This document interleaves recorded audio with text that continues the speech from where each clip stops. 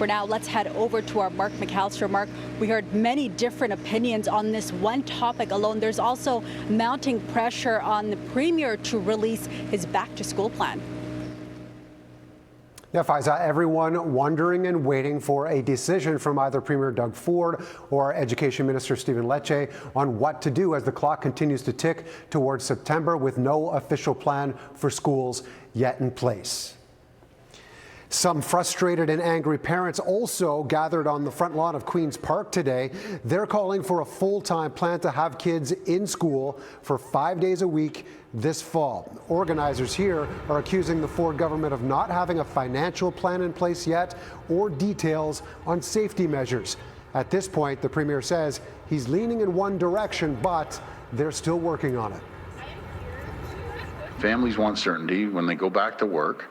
That they're going to be there 5 days a week. I've mentioned this to the minister. He understands that people want 5 days a week, and he's working with the boards and making that clear. The reason we have 3 other areas, God forbid, we go the other way and we get a second wave of this or a flu season or something goes off the tracks, you have to have a backup plan. Some fallout by a move from the Ford government yesterday after they ousted a caucus member for not voting in favor of Bill 195. Here's a little more information from you. Cambridge MPP Belinda Carajalios called the province's plan to extend or amend the emergency orders under COVID pandemic as it sees fit an unnecessary overreach of government.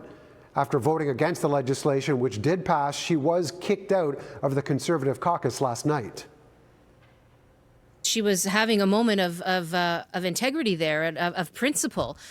What's really shocking is that 70 other Conservative MPPs didn't have that moment of principle. At the end of the day, when the Cabinet caucus make a decision, I go with it. Ironically, I was with Belinda, not a word. And I like Belinda, and I'm sure you ask her, we've never had bad words, we get along, but I wish her all the best. I really do. It's not an easy decision.